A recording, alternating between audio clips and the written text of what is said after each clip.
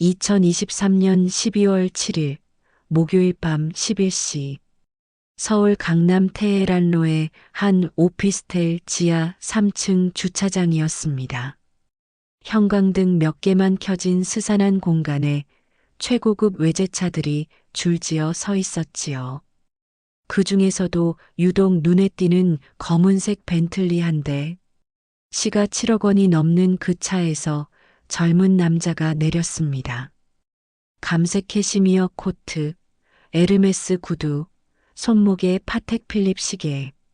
한눈에 봐도 재벌가 사람이었어요. 남자는 엘리베이터로 향하다가 갑자기 발걸음을 멈췄습니다. 구석진 곳에 세워진 낡은 흰색 소나타가 눈에 들어왔거든요. 10년은 좋게 넘어 보이는 그 차 안에서 희미한 불빛이 새어나왔습니다. 운전석에 앉은 60대 남성이 컵라면을 먹고 있었어요. 일회용 나무젓가락으로 라면을 건져 올리다가 시선이 마주쳤습니다. 남자는 천천히 소나타로 걸어갔지요. 주먹을 쥐었다 폈다를 반복하면서요. 창문을 두드렸습니다. 톡, 톡. 잠깐 말씀 좀 나눌 수 있을까요? 운전석 창문이 내려갔어요. 가까이서 본 60대 남성의 얼굴엔 깊은 주름이 가득했습니다. 하지만 눈매는 어딘가 낯익었지요. 무슨 일이십니까, 손님? 아버지, 맞으시죠? 컵라면이 바닥에 떨어졌습니다. 뜨거운 국물이 낡은 운전석 매트에 스며들었어요. 장민준, 만 32세, 제2그룹 전무이자 창업주의 유일한 손자였습니다. 대한민국에서 제2그룹을 모르는 사람은 없었지요. 백화점, 호텔, 건설, 반도체까지 매출 300조 원, 국내 재계 서열 5위의 거대 기업이었습니다. 그리고 민주는 태어날 때부터 그 모든 것의 상속자로 정해진 사람이었어요. 강남 최고급 산부인과 VIP룸에서 태어났습니다. 3살 때부터 영어 유치원, 7살에 바이올린과 승마, 초등학교는 영국 이튼스쿨, 중고등학교는 스위스 르로제, 하버드 경영대학원을 수석으로 졸업했지요. 완벽한 엘리트 코스였습니다. 단 한 번의 삐끗함도 없었어요. 29살에 제2그룹에 입사해서 불과 3년 만에 전무가 됐습니다. 능력도 능력이었지만 누구나 알았지요. 그가 차기 회장감이라는 걸요. 할아버지 장 회장은 손자를 민준이 우리 강아지라고 부르며 끔찍이도 아꼈습니다. 하지만 민준에겐 늘 채워지지 않는 무언가가 있었어요. 아버지 장성호 부회장과의 관계였습니다. 휠체어에 앉아 있는 아버지는 늘 차가웠어요. 단 한 번도 안아준 적이 없었습니다. 운동회에 온 적도 졸업식에 참석한 적도 없었지요. 그저 멀리서 바라볼 뿐이었습니다. 아버지는 몸이 불편하셔서 그래. 너를 사랑하신단다. 어머니는 늘 그렇게 말했지만 민주는 느꼈어요. 아버지의 눈빛에 담긴 묘한 감정을요. 사랑도 미움도 아닌 그 복잡한 무언가를요. 3주 전이었습니다. 할아버지가 골프장에서 쓰러졌어요. 심근경색이었지요. 다행히 목숨은 건졌지만 중환자실에서 나올 수 없는 상태였습니다. 병원 VIP 대기실에서 가족들이 모였어요. 큰아버지, 작은아버지, 고모들까지. 다들 걱정스러운 표정이었지만 그 속엔 다른 계산도 숨어 있었지요. 후계 구도가 흔들릴 수도 있으니까요. 그날 밤 할머니가 민준을 따로 불렀습니다. 병원 옥상 정원이었어요. 찬바람이 불었지요. 민준아, 할머니가 해야 할 이야기가 있다. 81살 할머니의 손이 떨렸습니다. 루이비통 백에서 노란 봉투를 꺼냈어요. 할아버지가 혹시 돌아가시면 너한테 회사를 물려주실 거야. 할머니, 무슨 소리세요? 할아버지는 회복하실 거예요. 그래, 그러시겠지. 하지만 내가 회장이 되기 전에 알아야 할 게 있어. 봉투 안에는 2장의 서류가 들어 있었습니다. 첫 번째는 1992년 3월 15일자 친자 확인 포기각서, 두 번째는 32년간의 통장 거래 내역. 김철수라는 이름 앞으로 매달 500만 원씩 1992년부터 2023년까지 단 한 달도 빠짐없이. 이게 뭐예요, 할머니? 할머니는 한강을 바라보며 말했습니다. 내 아버지는 성우가 아니야. 내 진짜 아버지는 우리 집 운전기사였던 김철수라는 사람이란다. 민준의 다리에 힘이 풀렸어요. 병원 옥상 벤치에 주저앉았습니다. 거짓말이라고 해주세요. 할머니가 민준의 머리를 쓰다듬었어요. 주름진 손이 따뜻했습니다. 미안하다, 민준아. 정말 미안해. 일주일 동안 민준은 회사에 나가지 못했습니다. 그 사이 김철수라는 이름을 미친 듯이 검색했어요. 주민등록조회, 운전면허 기록, 통신사 가입 정보까지 돈과 권력으로 찾을 수 있는 모든 정보를 긁어 모았지요. 김철수, 1963년생, 충남 공주 출신, 1988년 제2그룹 입사, 1992년 퇴사, 미혼, 현재 인천 거주, 직업 대리운전. 사진 한 장을 구했습니다. 낡은 운전면허증 사진이었어요. 거울을 봤습니다. 눈매가 똑같았어요. 코의 모양도, 입술의 선도. 왜 이제야 알았을까요? 민주는 결심했습니다. 그를 만나야겠다고요. 그래서 여기까지 온 것이었습니다. 매일 밤 김철수가 대리운전 대기를 위해 이 주차장에 온다는 정보를 입수했거든요. 소나타 안에서 컵라면으로 저녁을 때우고 새벽 2시까지 콜을 기다린다고 했습니다. 아버지, 맞으시죠? 민준의 물음에 김철수는 대답하지 못했어요. 컵라면 국물이 바닥에 퍼지는 걸 멍하니 보고만 있었습니다. 1분, 2분, 3분. 지하 주차장의 형광등이 윙윙 소리를 냈어요. 손님이 누구신지 압니다. 김철수가 겨우 입을 열었습니다. 목소리가 갈라졌어요. 하지만 전 손님의 아버지가 아닙니다. 그럴 자격이 없어요. 민준이 차 문을 열었습니다. 조수석에 앉았어요. 가까이서 본 김철수의 얼굴엔 32년의 세월이 그대로 새겨져 있었습니다. 한때는 젊고 당찬 청년이었을 그도 이제는 백발이 성성한 노인이 되어 있었지요. 좁은 차 안에는 컵라면 냄새와 함께 묘한 정막이 흘렀습니다. 왜요? 민준이 물었어요. 왜 32년 동안, 왜 한 번도 찾아오지 않으셨어요? 김철수가 백미러를 봤습니다. 거기엔 32년 전 그날 밤처럼 뒷좌석이 비어 있었어요. 그때도 이렇게 백미러로만 봤었지요. 회장 며느리의 눈물을요.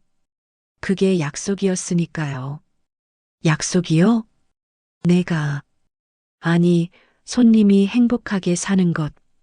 그게 제가 지켜야 할 유일한 약속이었습니다. 민준의 눈가가 붉어졌어요. 밖에서 벤틀리의 비상등이 깜빡거렸습니다. 스마트키가 감지한 자동 경고음이었지요. 그 화려한 차와 이 낡은 소나타 사이의 거리. 그것이 바로 민준과 김철수 사이의 32년이었습니다. 하지만 이제 그 거리를 좁힐 시간이 온 것 같았어요. 민준이 주머니에서 휴대폰을 꺼냈습니다. 내일, 시간 있으세요? 김철수가 놀란 눈으로 민준을 봤어요. 커피 한잔 하면서 32년 이야기를 듣고 싶습니다. 아버지, 지하 주차장의 형광등이 또 한 번 깜빡였습니다. 어둠과 빛 사이를 오가는 그 순간처럼 두 사람의 운명도 새로운 국면을 맞이하고 있었지요. 바닥에 쏟아진 컵라면 국물이 식어가고 있었습니다. 하지만 두 사람 사이의 온기는 이제 막 시작되고 있었어요. 다음 날 오후 2시, 인천 구월동의 허름한 칼국수집이었습니다. 김철수는 약속 장소에 30분 일찍 도착했어요. 구석진 자리에 앉아 물만 마시고 있었지요. 손이 계속 떨렸습니다. 테이블 밑으로 두 손을 내려 꽉 쥐었다 폈다를 반복했어요. 민준이 들어왔습니다. 오늘은 평범한 차림이었어요. 검은색 후드티에 청바지. 그래도 고든 자세와 걸음걸이에서 타고난 품위가 묻어났지요. 오셨네요. 민준이 맞은편에 앉았습니다. 김철수는 고개를 들지 못했어요. 여기가 제가 자주 오는 곳입니다. 괜찮으시면 칼국수라도. 아니요, 전 커피만 마실게요. 어색한 정적이 흘렀습니다. 주방에서 칼국수 면 치는 소리만 탁탁 울렸지요. 어제 할머니께 다 들었습니다. 민준이 먼저 입을 열었어요. 1992년 3월에 일어난 일. 그리고 각서 쓰신 것도요. 김철수의 어깨가 움츠러들었습니다. 죄송합니다. 뭐가 죄송한데요? 모든 게 다 죄송합니다. 민준이 테이블을 가볍게 쳤어요. 물컵이 흔들렸습니다. 그게 다예요? 32년을 기다렸는데 죄송하다는 말뿐이에요? 김철수가 겨우 고개를 들었습니다. 눈가에 잔주름이 깊었어요. 1991년 겨울이었습니다. 낮은 목소리로 이야기를 시작했지요. 전 충남 공주에서 올라온 시골 청년이었어요. 서울 와서 택시 운전하다가 운 좋게 제2그룹 회장님 댁 운전기사로 들어갔지요. 월급이 3배였거든요. 민준이 조용히 들었습니다. 어머님, 아니, 이정희 여사님을 자주 모셨습니다. 병원 가실 때마다요. 시험관 시술이었어요. 7번을 실패하셨지요. 김철수의 목소리가 떨렸어요. 그날도 병원에서 나오시는데 차 뒷자리에서 우셨어요. 아무 소리 없이 그냥 눈물만 줄줄. 백미러로 봤습니다. 뭐라 위로의 말이라도 하고 싶었지만 제 신분에 감히 그럴 수 없었지요. 칼국수집 주인이 물 한 잔을 더 갖다 놓고 갔습니다. 크리스마스 회사 송년회 날이었어요. 다들 취하셔서 일찍 모시고 나왔는데 여사님이 집에 들어가기 싫다고 하셨어요. 남편분이 또 냉대하셨나 봅니다. 김 기사님, 그냥 좀 돌아다녀요라고. 민준의 표정이 굳었어요. 한강 둔치에 차를 세웠습니다. 여사님이 차에서 내려 걸으시더라고요. 전 따라갔지요. 혹시 무슨 일 생길까 봐서요. 김철수가 물을 한 모금 마셨습니다. 김 기사님은 결혼하면 아이 낳을 수 있겠네요. 부럽네요. 그렇게 말씀하시는데 정말 외로워 보이셨어요. 그래서요? 민준이 물었습니다. 목소리에 날이 서 있었어요. 그래서 하룻밤 실수를 하신 거예요? 김철수가 고개를 저었습니다. 실수가 아니었어요. 뭐라고요? 적어도 그 순간만큼은 서로가 필요했어요. 외로운 두 사람이 서로를 위로한 거였습니다. 민준이 벌떡 일어났어요. 위로? 그게 위로예요? 목소리가 커졌습니다. 옆 테이블 손님들이 쳐다봤지요. 그 위로 때문에 제가 태어났고 32년을 가짜 인생을 산 거잖아요. 김철수가 민준의 손목을 잡았어요. 앉으세요. 아직 할 말이 있습니다. 민준이 거칠게 손을 뿌리쳤지만 다시 앉았어요. 3개월 후 여사님 임신 소식이 전해졌습니다. 온 집안이 난리였지요. 기적이라고들 했어요. 하지만 전 알았습니다. 날짜를 계산해 보니 그래서 각서를 쓴 거예요? 돈 받고? 김철수가 주머니에서 낡은 수첩을 꺼냈습니다.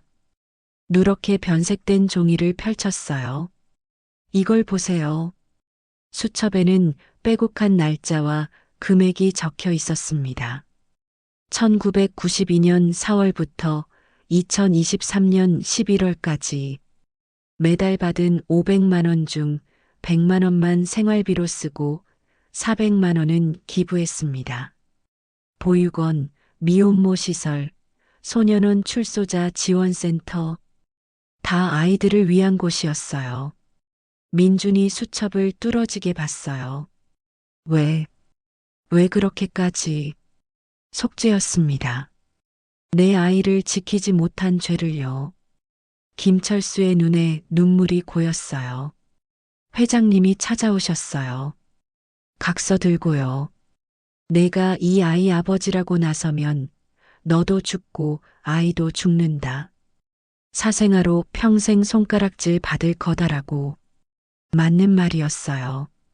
민준이 핸드폰을 꺼냈습니다. 지금이라도 바로잡을 수 있어요. 언론에 공개하고 DNA 검사하고. 안 됩니다. 김철수가 단호하게 말했어요. 왜요? 이제 할아버지도 돌아가실지 모르는데 뭐가 무서워서? 당신이 무서워서요. 민준이 멈칫했습니다. 민준 씨, 당신은 제2그룹 후계자예요. 수많은 사람의 삶이 당신 손에 달려 있어요. 직원만 10만 명입니다. 그 가족까지 하면 50만 명이에요. 김철수가 민준의 눈을 똑바로 봤어요. 만약 당신이 사생아라는 게 밝혀지면 주가는 폭락할 거고 경영권 분쟁이 일어날 겁니다. 큰아버님, 작은아버님이 가만히 있겠어요? 당신은 모든 걸 잃을 거예요. 그게 뭐가 중요해요?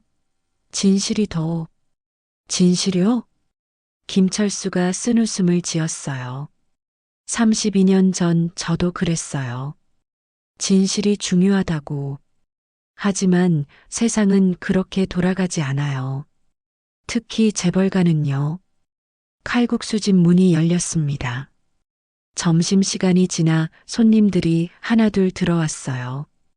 그리고 어머님은 어떡할 거예요? 민준이 움찔했습니다. 어머님이 32년간 당신을 어떻게 키우셨는지 알아요? 죄책감에 시달리면서도 당신만은 떳떳하게 키우려고 얼마나 노력하셨는지. 어머니가 죄책감이요? 김철수가 고개를 끄덕였어요. 매년 5월 8일 어버이날마다 편지를 보내셨어요. 제게요. 또 다른 수첩을 꺼냈습니다. 거기엔 편지 봉투들이 끼워져 있었어요. 읽어보진 않았습니다. 하지만 32통 다 보관하고 있어요. 민준이 편지 하나를 집어들었어요. 김철수님께라고 적힌 어머니의 글씨체였습니다. 어머니가 왜 용서를 구하셨겠지요. 당신을 제게서 빼앗은 것에 대해. 민준의 손이 떨렸어요. 편지를 내려놓았습니다. 집에 가세요. 김철수가 일어섰어요. 이만 잊으세요. 당신은 장민준 전무님이고 제2그룹 후계자예요. 그게 당신의 운명입니다. 운명은 내가 정하는 거예요. 민준이 소리쳤어요. 아니요. 재벌가에선 운명도 상속됩니다. 김철수가 낡은 지갑에서 10,000원을 꺼내 테이블에 놓았어요. 오늘 제가 낼게요. 그리고 다시는 찾아오지 마세요. 아버지, 민준이 처음으로 그렇게 불렀습니다. 칼국수 집 안이 순간 조용해졌어요. 김철수가 걸음을 멈췄습니다. 뒤돌아보지는 않았어요. 전 당신의 아버지가 아닙니다. 당신의 아버지는 장성호 부회장님이에요. 그분이 32년간 당신을 장민준으로 키우셨어요. 문을 열고 나갔습니다. 민준은 칼국수 집에 혼자 남았어요. 테이블 위에 놓인 편지 봉투들을 보았습니다. 어머니가 32년간 보낸 사죄의 편지들, 김철수가 32년간 모은 기부 영수증들, 모두가 거짓말쟁이면서 모두가 피해자였어요. 할아버지는 대를 이을 손자를 원했고, 할머니는 가문의 비밀을 지켰고, 어머니는 아이를 갖기 위해 선을 넘었고, 아버지는 없는 척하며 살았고, 김철수는 그림자가 되기로 했고, 그리고 자신은 그 모든 거짓의 결과물이었습니다. 핸드폰이 울렸어요. 비서실장이었습니다. 전무님, 회장님이 의식을 회복하셨습니다. 전무님을 찾으십니다. 민준이 일어섰어요. 병원으로 가야 했습니다. 할아버지를 만나야 했어요. 그리고 결정해야 했지요. 장민준으로 계속 살 것인지, 김민준이 될 것인지, 문을 나서며 뒤를 돌아봤어요. 김철수가 두고 간 10,000원이 테이블 위에 놓여 있었습니다. 낡은 10,000원짜리. 그것이 아버지가 아들에게 처음이자 마지막으로 산 밥값이었어요. 민주는 그 돈을 주머니에 넣었습니다. 평생 간직하기로 했지요. 병원으로 향하는 택시 안. 창밖으로 인천 바다가 보였어요. 32년 전 김철수도 이 길을 따라 서울을 떠났겠지요. 이제 민준의 차례였습니다. 돌아갈지, 새로 시작할지, 결정의 시간이 다가오고 있었어요. 서울성 모병원 VIP 병동, 오후 4시. 민준이 병실 문을 열자 할아버지가 침대에 반쯤 일어나 있었습니다. 산소호흡기는 떼어냈지만 얼굴은 창백했어요. 82세 나이가 처음으로 느껴졌지요. 민준아, 왔구나. 목소리에 힘이 없었습니다. 병실엔 가족들이 모여 있었어요. 아버지 장성호, 큰아버지, 작은아버지, 고모 둘. 모두의 시선이 민준에게 쏠렸지요. 할아버지, 괜찮으세요? 괜찮다. 다들 나가봐라. 민준이랑 얘기 좀 하게. 가족들이 하나둘 나갔습니다. 아버지가 나가면서 민준을 흘끔 봤어요.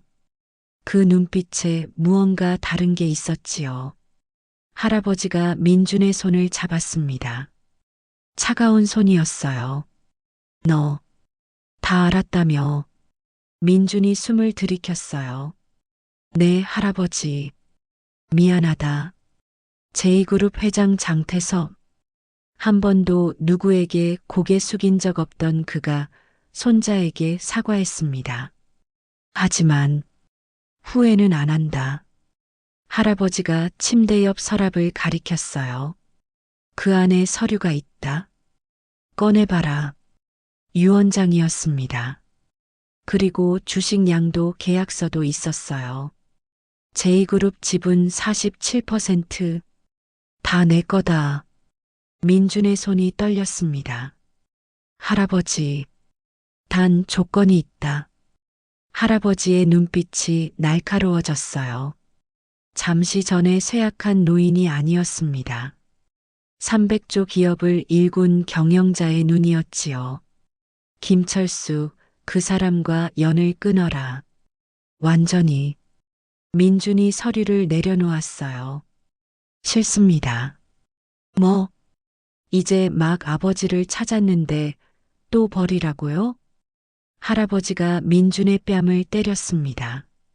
맥없이 휘둘렀지만 병실의 소리가 울렸어요. 정신 차려라. 내가 누구인지 알아? 전 누구죠? 민준이 물었습니다. 장민준인가요? 김민준인가요? 할아버지가 버튼을 눌렀어요. 비서실장이 들어왔습니다. 내일 이사회를 소집해. 안건은 후계자 지명이다. 네, 회장님. 비서실장이 나가자 할아버지가 말했어요. 24시간 준다. 결정해라.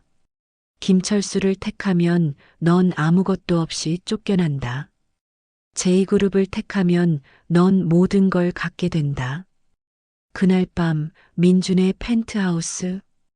어머니가 찾아왔어요. 얼굴이 부어 있었습니다. 울었나 봅니다. 민준아, 어머니도 아셨죠? 처음부터. 어머니가 소파에 무너져 앉았어요.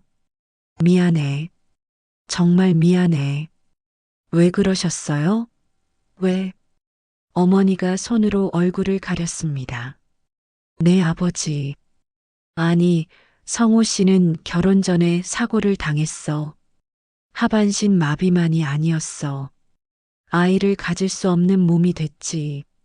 민준이 주먹을 쥐었어요. 그래서 다른 남자와 사랑했어. 어머니가 고개를 들었습니다. 김철수 씨를 사랑했어. 단 하룻밤이 아니었어. 석 달이었지. 우리는 서로를 사랑했어. 민준이 벽을 쳤습니다. 그림이 떨어졌어요. 그럼 왜 버리셨어요? 왜 각서를 쓰게 하고? 할아버지가 알았어. 모든 걸. CCTV도 있었고 미행도 붙었어. 그리고 협박했지. 김철수를 죽이겠다고. 어머니가 일어났어요. 그래서 보냈어. 내가 보냈어. 그를 지키려고. 문을 열고 나가려다가 뒤돌아봤습니다. 민준아, 엄마 말 들어. 제2그룹을 택해. 그게 모두를 위한 길이야. 새벽 3시 민준은 김철수를 다시 찾았습니다. 인천의 원룸이었어요. 반지하, 곰팡이 냄새가 났지요. 왜 또 왔어요? 같이 갑시다. 할아버지께 모든 걸 밝히고. 안 됩니다. 김철수가 단호하게 말했어요. 왜요? 이제 뭐가 무서워서. 보세요. 김철수가 낡은 TV를 켰습니다. 경제뉴스가 나왔어요. 제2그룹 장태섭 회장 위독, 후계구도 요동. 주가 3일 연속 하락. 2만 명 구조조정 루머. 민준 씨가 후계자가 되지 못하면 이 사람들 다 길거리에 나앉아요. 김철수가 벽에 붙은 사진을 보여줬어요. 보육원 아이들 사진이었습니다. 이 아이들은 제가 32년간 후원한 아이들이에요. 지금은 다 어른이 됐지요. 의사도 있고 선생님도 있고 제2그룹 직원도 있어요. 민준이 사진을 봤어요. 웃고 있는 아이들이 수백 명이었습니다. 이게 우리가 지킨 것들이에요. 당신이 제2그룹 후계자로 살았기에 가능했던 일들이지요. 김철수가 민준의 어깨를 잡았어요. 부탁이에요. 돌아가세요. 장민준으로 사세요. 아침 7시 제2그룹 본사. 이사회가 열렸습니다. 민준은 복도에서 기다렸어요. 장민준 전무는 혈육이 아니라는 소문이 있습니다. 안에서 작은아버지 목소리가 들렸습니다. DNA 검사를 요구합니다. 동의합니다. 큰아버지도 가세했어요. 문이 열렸습니다. 할아버지가 휠체어에 앉아 나왔어요. 민준아, 들어와라. 이사회 테이블. 임원 20명이 앉아 있었습니다. 모두가 민준을 봤어요. 의심의 눈빛이었지요. 할아버지가 말했습니다. 장민준은 내 친손자다. 의심하는 자는 나가라. 하지만 회장님, 닥쳐. 할아버지가 테이블을 쳤어요. 그런데 그 순간 쓰러졌습니다. 할아버지, 민준이 달려갔어요. 할아버지가 민준의 손을 잡았습니다. 약하게 속삭였어요. 미안하다, 지켜주지 못해서. 눈을 감았습니다. 심정지었어요. 중환자실 앞. 의사가 나왔습니다. 다시 위독하십니다. 이번엔 어려울 것 같습니다. 이번엔 어려울 것 같습니다. 가족들이 웅성거렸어요. 작은아버지가 큰 소리로 말했습니다. 이제 진실을 밝혀야 해. DNA 검사하자고. 그때였습니다. 할 필요 없어. 아버지, 장성우가 휠체어를 밀고 나왔어요. 민준이는 내 아들이야. 모두가 놀랐습니다. 32년 만에 처음으로 아버지가 민준을 아들이라 불렀으니까요. 형님, 무슨 소리예요? 내가 못난 아버지였어. 하지만 민준이는 내 아들이야. 서류상으로도 법적으로도 아버지가 민준을 봤어요. 그리고 마음으로도 민준의 눈에서 눈물이 흘렀습니다. 아버지가 말을 이었어요. 김철수라는 사람을 만났다. 어젯밤에 민준이 놀라 아버지를 봤어요. 그 사람이 말했어. 민준이 넌 내 아들이라고. 32년간 키운 내가 아버지라고. 복도가 조용해졌습니다. 그 사람이 또 말했어. 민준이가 제2그룹을 지켜야 한다고. 그게 모두를 위한 길이라고. 아버지가 서류를 꺼냈어요. 아버지가 쓰러지기 전에 서명한 거야.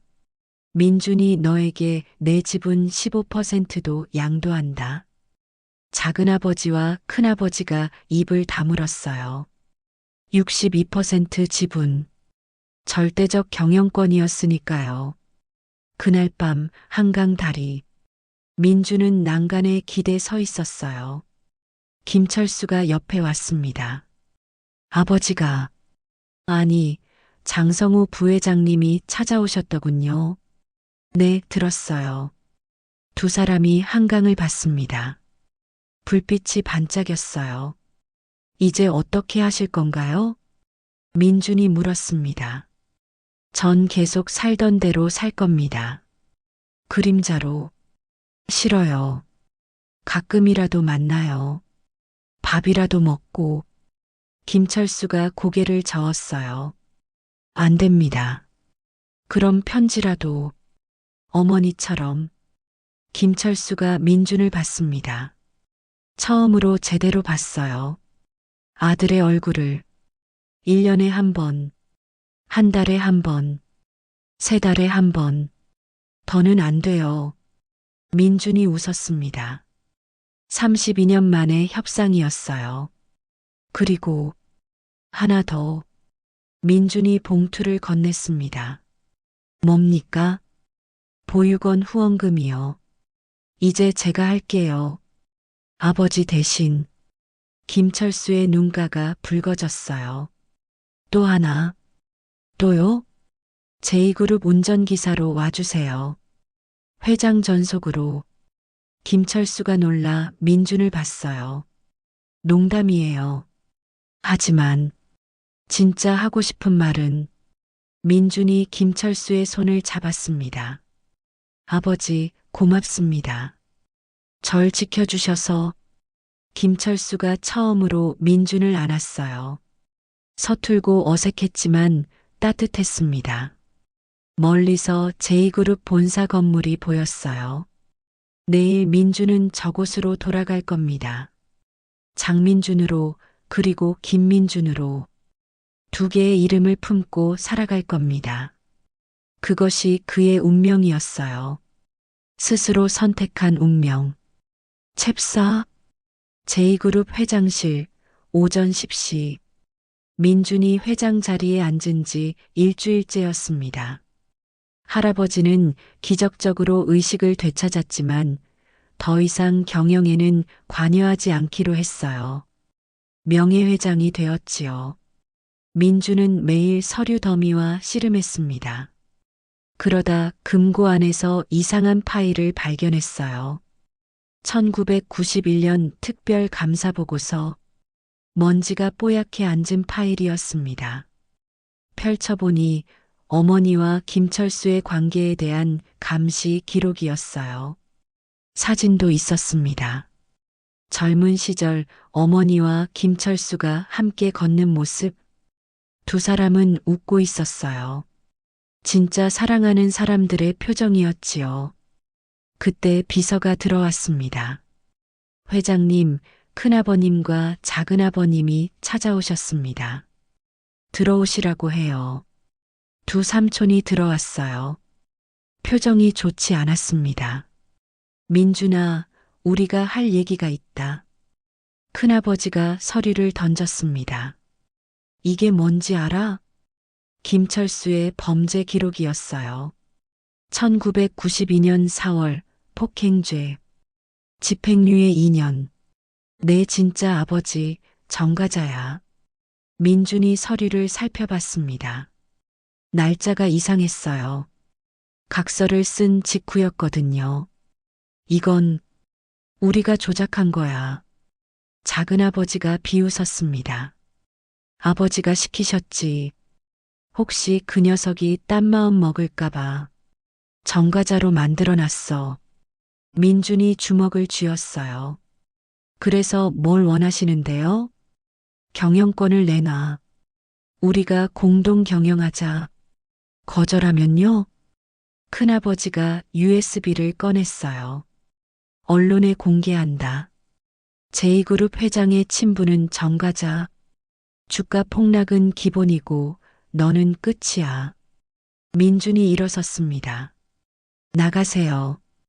뭐? 24시간 드릴게요. 그 안에 사표 내세요. 두 분 다. 작은아버지가 코웃음을 쳤어요. 장난하나? 우리가 누군지 알아? 압니다. 할아버지 돈으로 평생 놀고 먹은 기생충들이죠.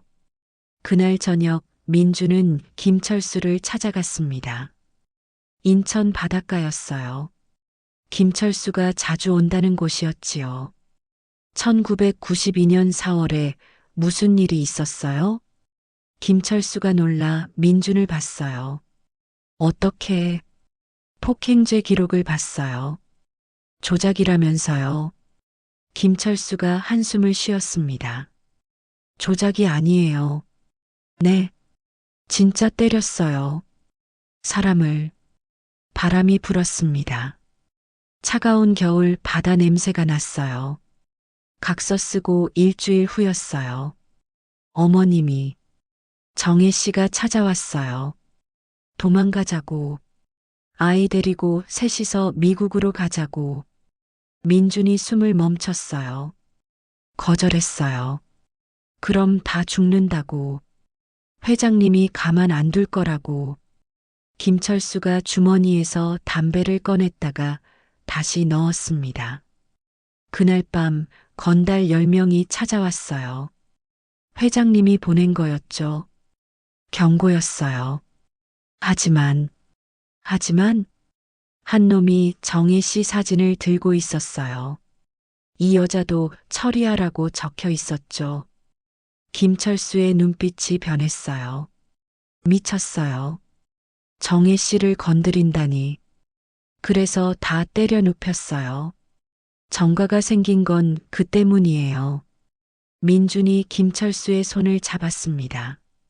그럼 어머니는 알고 계셨나요? 모르실 거예요. 다음 날 바로 서울을 떠났으니까 두 사람이 바다를 봤어요. 후회하세요? 매일이요. 하지만 그게 최선이었어요. 민준이 휴대폰을 꺼냈습니다. 뭐 하시는 거예요? 기자회견 준비요. 김철수가 놀라 휴대폰을 빼앗았어요. 안 됩니다. 왜요? 이제 진실을 밝힐 때예요. 그럼 당신이 모든 걸 잃어요. 민준이 김철수를 똑바로 봤어요. 아버지는 저 때문에 이미 모든 걸 잃었잖아요. 김철수가 말문이 막혔습니다. 이제 제 차례예요. 제가 지킬게요. 아버지를. 밤 11시 민준의 집. 휠체어를 탄 장성호가 기다리고 있었어요. 아버지, 이상했습니다. 32년간 한 번도 민준의 집에 온 적이 없었거든요. 앉아라. 민준이 맞은편에 앉았어요. 삼촌들이 찾아갔다고 들었다. 네. 내가 막을게. 민준이 놀랐습니다. 왜 도와주시는 거예요? 장성우가 창밖을 봤어요. 32년 전 나도 알았다. 네. 내가 내 아이가 아니란 걸 처음부터 알았어. 민준이 숨을 들이켰어요. 하지만 내가 태어나던 날 널 안았을 때 장성호의 목소리가 떨렸습니다. 내 아들이 되기로 했다. 피는 상관없었어. 넌 내 아들이었어. 처음이었어요. 아버지가 감정을 드러낸 게. 그런데 왜 그렇게 차갑게. 무서웠다. 장성호가 민준을 봤어요. 내가 날 아버지로 인정 안 할까봐.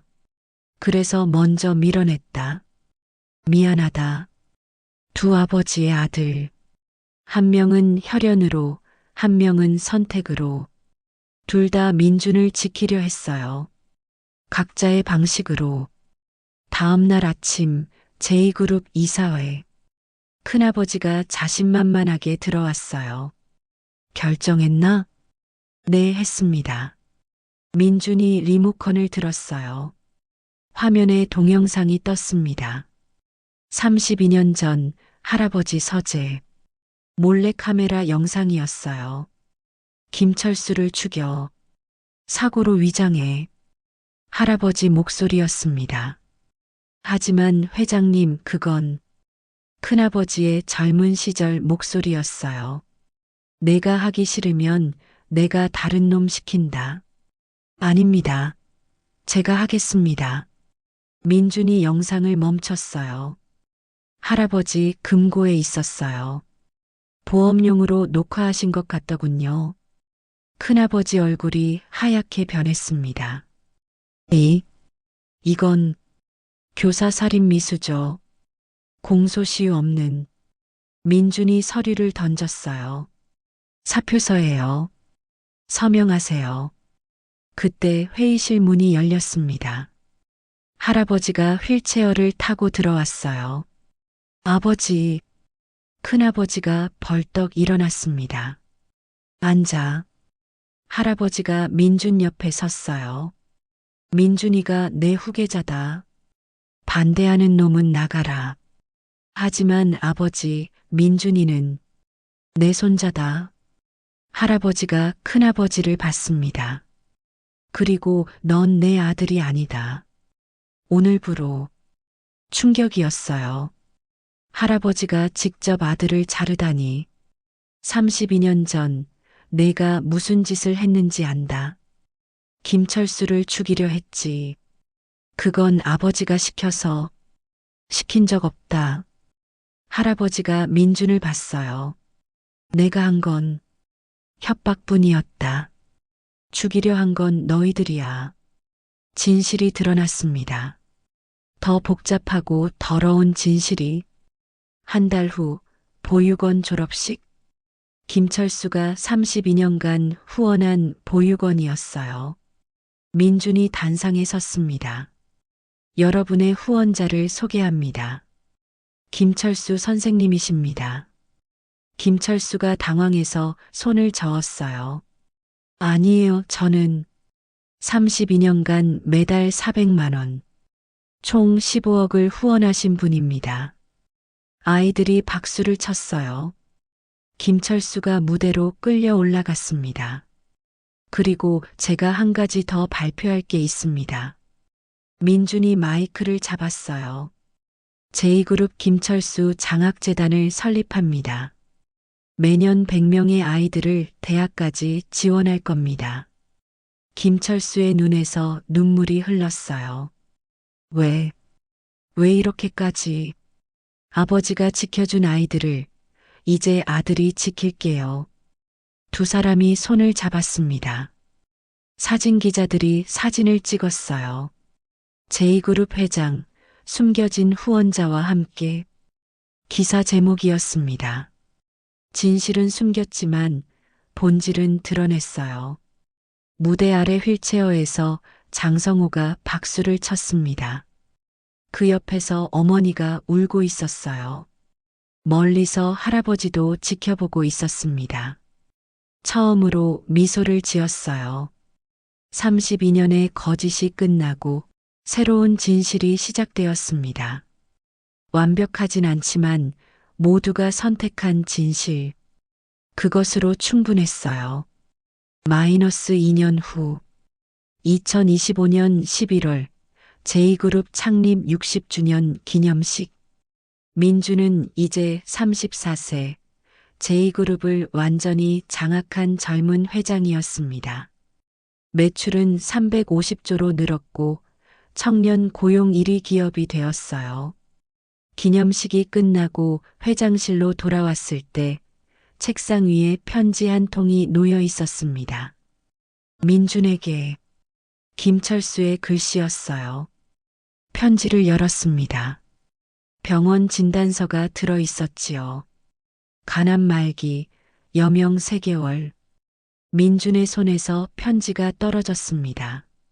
1시간 후 인천 요양병원. 김철수는 이미 입원해 있었어요. 많이 야위었습니다. 2달 전 만났을 때와는 완전히 달랐지요. 왜 말 안 하셨어요? 말하면 뭐가 달라지나요? 김철수가 약하게 웃었어요. 6개월 전부터 알았어요. 치료는 거부했고요. 왜요? 돈이 문제면 제가. 돈이 아니에요.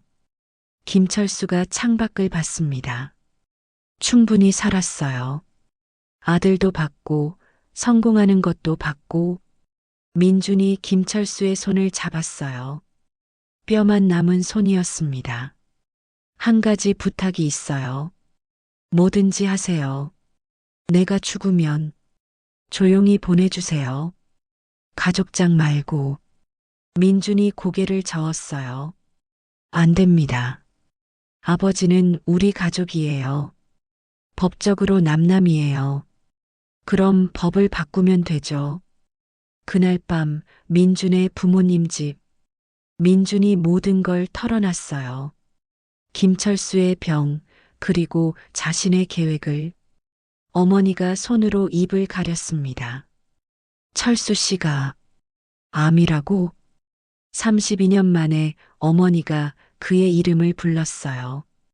장성우가 휠체어를 밀고 와서 말했습니다. 데려와라. 아버지, 우리 집으로 데려와. 가족이 아픈데 혼자 둘 수 없지. 어머니가 장성우를 봤어요. 여보, 32년이면 충분해. 이제 용서할 때야. 나 자신도, 당신도, 그 사람도. 어머니가 울었습니다. 32년 만에 눈물이었어요. 다음 날 민주는 할아버지를 찾았습니다. 할아버지는 이제 84세, 병원과 집을 오가며 지내고 있었어요. 김철수가 죽는다고? 네, 할아버지. 할아버지가 한참 침묵했습니다. 데려와라. 네. 본관 옆 별채에 묻게 해. 최고 의료진 붙이고. 민준이 놀라 할아버지를 봤어요. 32년 전 내가 그 사람에게 빚을 졌다. 할아버지가 서랍에서 낡은 사진을 꺼냈습니다. 젊은 김철수가 할아버지 차를 운전하는 사진이었어요. 성실했어. 말도 없고. 그래서 믿었지. 할아버지가 사진을 민준에게 줬어요. 내 아버지다. 인정한다. 84년 인생 처음으로 할아버지가 진실을 인정했습니다. 일주일 후 제2그룹 회장 자택 별채. 김철수가 누워 있었어요. 최고급 의료 장비가 설치되었고 전담 간호사 3명이 교대로 돌봤습니다. 이건 너무 과분해요. 아버지, 이제 그만 거절하세요. 민준이 매일 아침 출근 전에 들렀어요. 어느 날 오후 특별한 방문객이 왔습니다. 어머니였어요. 안녕하세요. 철수 씨, 32년 만에 재회였습니다. 김철수가 몸을 일으키려 했어요. 누워 계세요. 어머니가 김철수 옆에 앉았습니다. 미안해요. 모든 게 다 내 때문이었어요. 아니에요. 저도 선택했던 일이에요. 두 사람이 서로를 봤어요. 32년 전 그날의 젊은 두 사람은 없었습니다. 하지만 눈빛은 여전했어요. 민준이, 잘 키워주셔서 고마워요. 김철수가 처음으로 어머니에게 말했어요. 아니에요. 철수 씨가 지켜줘서 가능했어요. 12월 24일 크리스마스 이브. 병실이 아닌 별채 거실에 모두 모였습니다. 민준, 어머니, 장성호, 그리고 할아버지까지. 김철수는 휠체어에 앉아 있었어요. 이제 혼자 걷기도 힘들었습니다. 왜 다들 그렇게 우울해 하세요? 크리스마스인데. 김철수가 웃으려 했어요. 할아버지가 김철수에게 다가갔습니다. 김 기사. 32년 만에 부른 호칭이었어요. 네, 회장님. 미안했네. 할아버지가 고개를 숙였습니다. 모두가 놀랐어요. 평생 누구에게도 고개 숙인 적 없는 사람이었으니까. 자네 인생을 망쳤어. 아닙니다.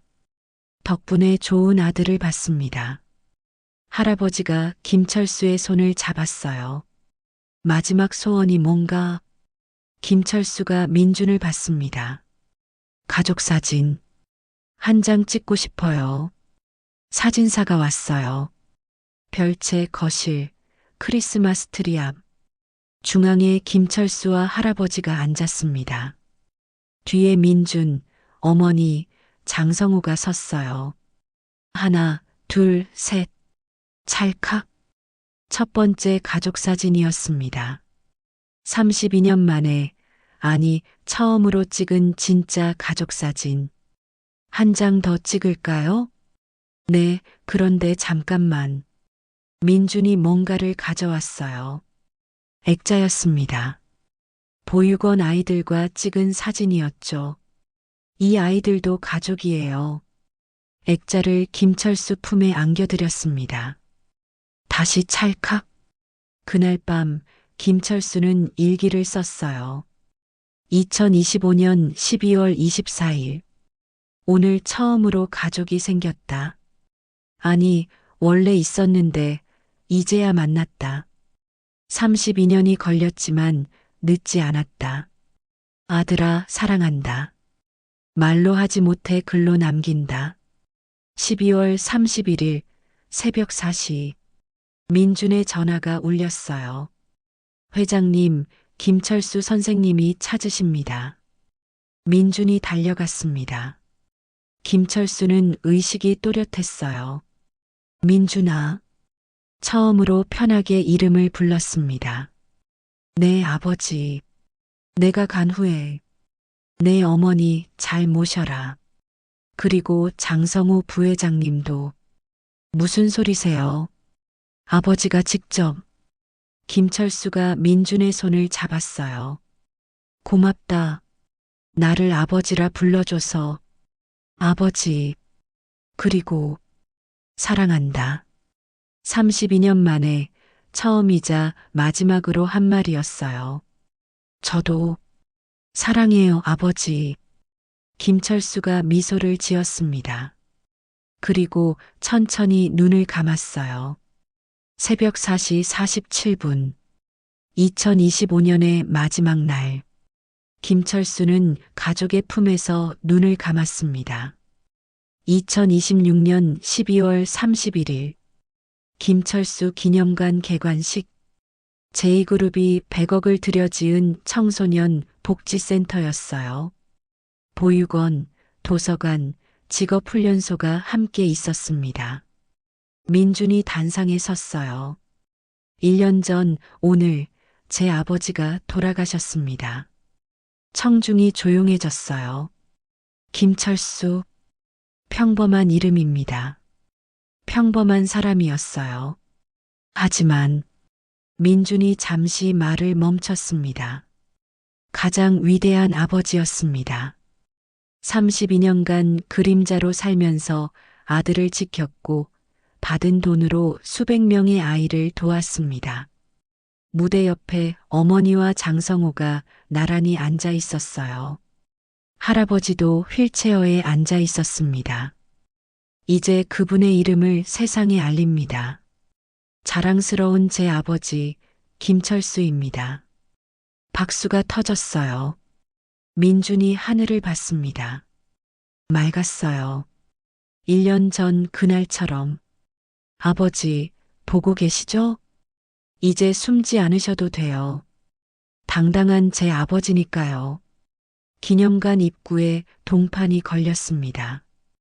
김철수 1963-2025.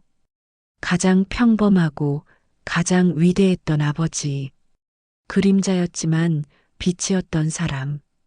그리고 그 아래 민준이 직접 쓴 한 줄. 나의 영원한 아버지에게 마이너스 아들 민준 올림. 바람이 불었어요. 따뜻한 바람이었습니다. 가족이란 피로 맺어지는 게 아니라 선택과 희생과 사랑으로 만들어진다는 걸 32년의 거짓과 1년의 진실이 증명했습니다. 이제 민준은 두 아버지의 아들로 당당하게 살아갈 것입니다. 시청해 주셔서 감사합니다. 구독과 좋아요 부탁드려요. 여러분의 응원이 큰 힘이. 구독과 좋아요로 더욱 따뜻하고 감동적인 사연으로 보답해 드리겠습니다.